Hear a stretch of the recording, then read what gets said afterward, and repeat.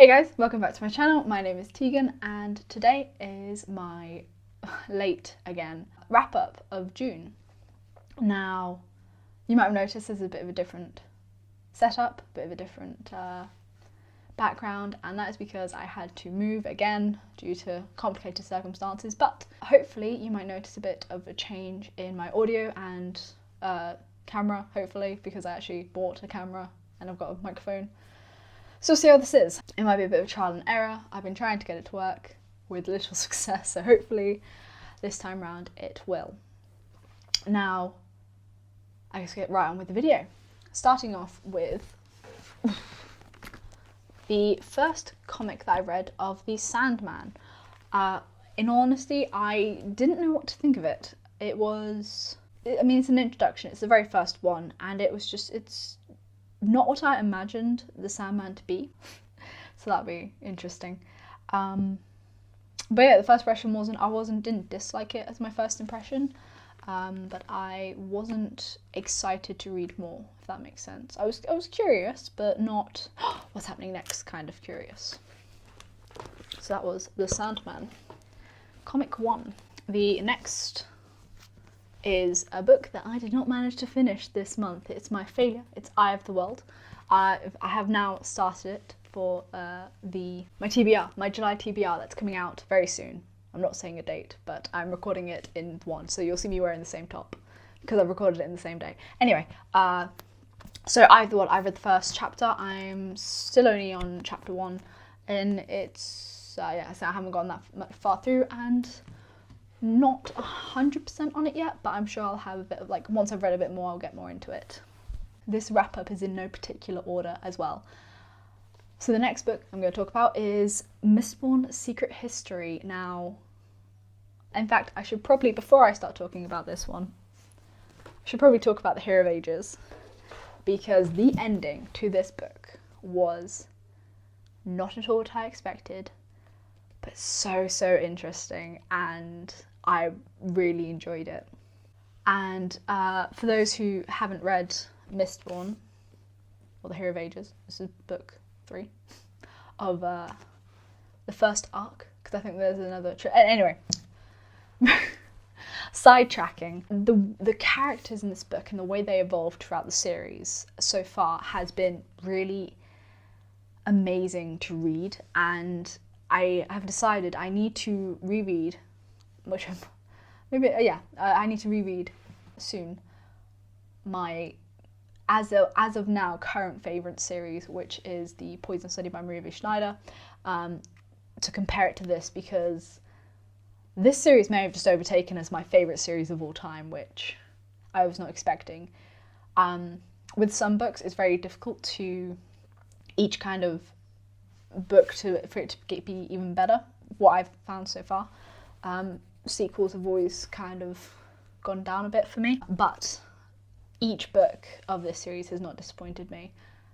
So yeah, that's my thoughts on Hero of Ages. Moving then on to Mistborn, which was a great addition to the world.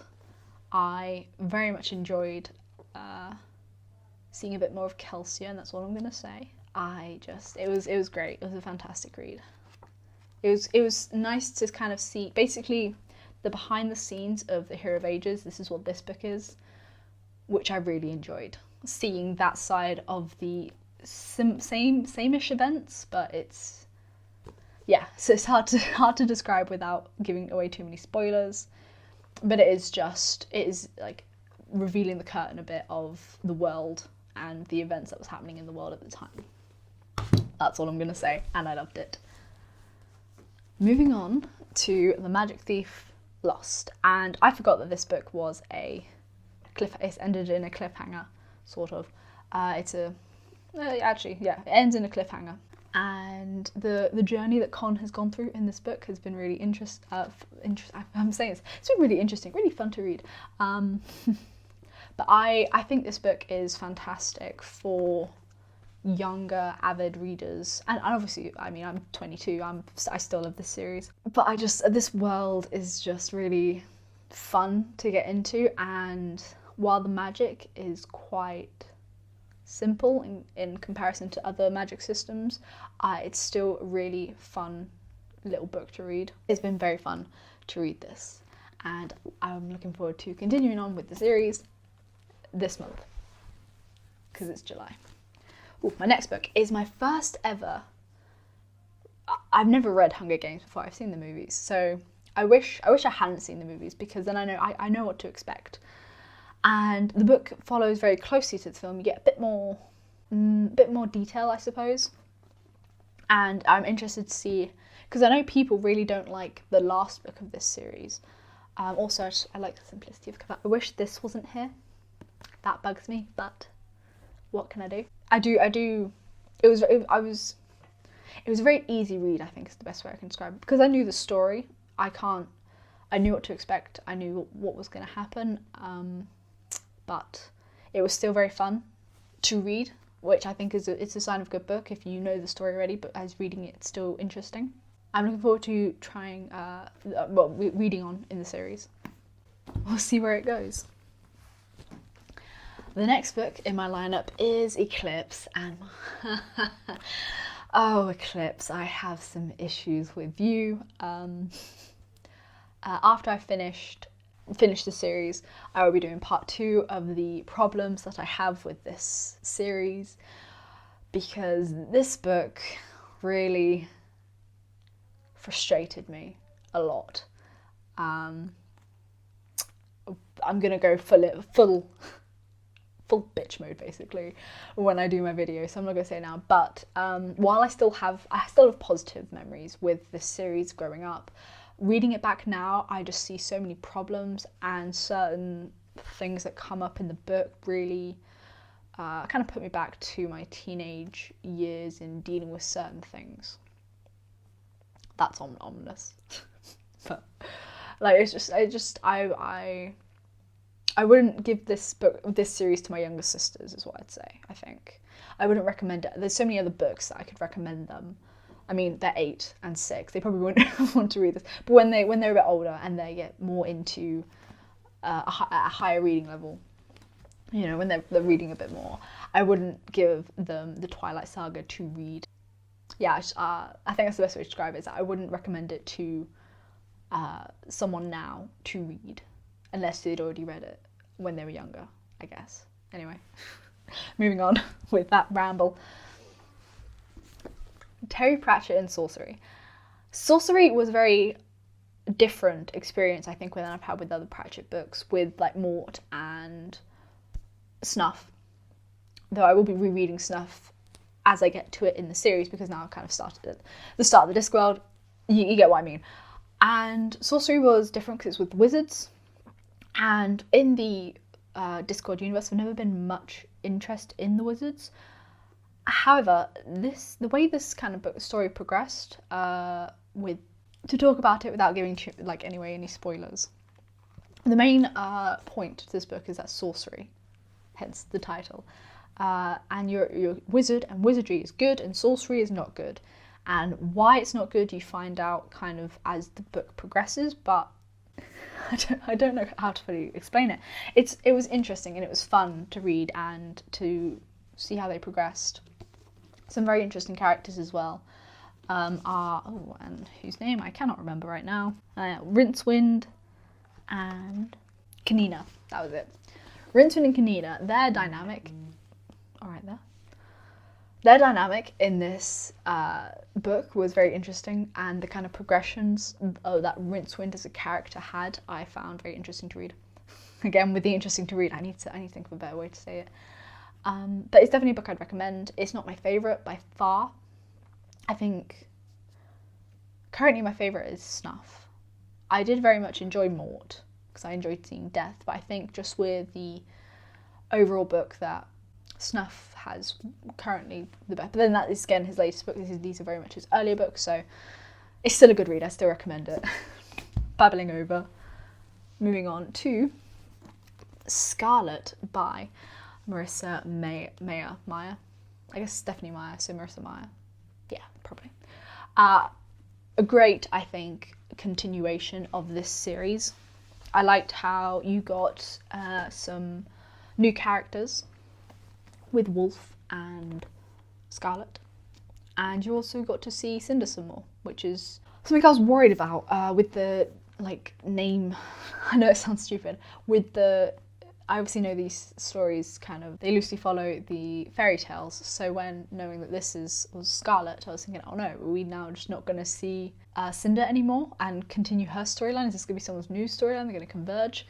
So it was very interesting to see how it balanced. And I thought it was very balanced very well as the new edition being incredibly interesting to read about. I think it definitely says something about the writer, about good old Marissa, that she can have you interested in both stories and you don't feel disappointed when you get dragged away from one to kind of catch up on the other. I think that's and again with these, I wish people would stop putting these, although the bonus content inside was very interesting, I did enjoy that, but I wish they didn't have that on like the inside page. Oh, on a completely different note, now that I've opened it, I don't know if you see that there is a red stripe where the cover is just a bit short, where they have basically this additional page, and each of these books, now that I was originally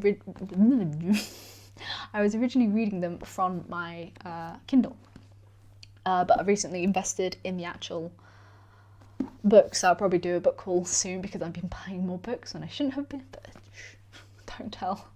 I don't have a house, but don't tell anyone that I'm buying more books.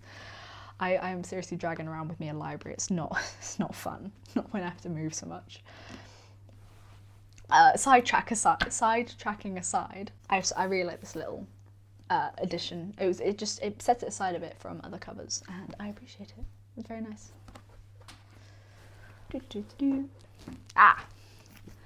The second book of A Court of XYZ, depending on which book. This is The Court of Mist and Fury by Sarah J. Maas.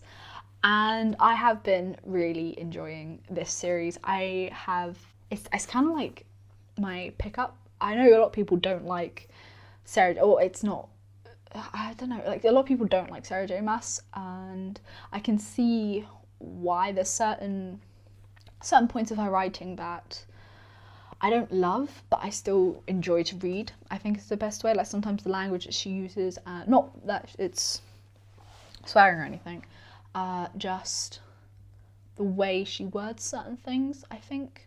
Something just that I've noticed a lot is the repetition of threes occurs quite a bit in the book, which sometimes I'm just like, oh, yep, that and that and that. It's not a bad thing by any point. It just takes me out a little bit, I guess.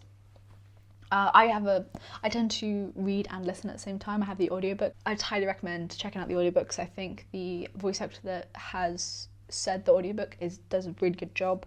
Going back to the story with another sidetrack, I liked the continuation of the story and the way the story has turned from the last book to this book, and the progression that Feyre has kind of had in this book. It's very difficult now because I'm currently, save that for the next video, my TBR. I'm continuing on with this series and I'm currently reading the sequel to this, so it's now differentiating this book from the other book. It was interesting seeing her struggle in this book, both with after what happened to her at the end of the last book. If you haven't read it, recommend it.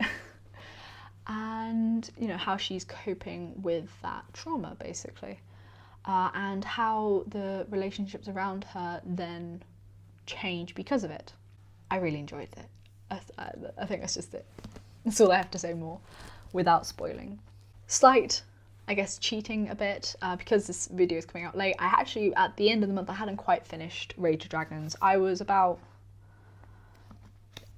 a couple of chapters away from the end by the time that I finished this book, but the end of this book blew my mind. I did not expect the book to end the way it did. With kind of the way it was progressing through, I really enjoyed seeing how Tao kind of went from inexperienced fighter through going through his training. Trying not to again say too many, I don't want to give away too many spoilers if it's what I'm saying is spoilers. But the relationships that are created in this book is really fun to read. I think you're definitely rooting for Tao, who's the main character, by the way. Tao's the main character, and his kind of relationship with Zuri I really enjoyed reading. Uzuri, I think, is a very good, strong character.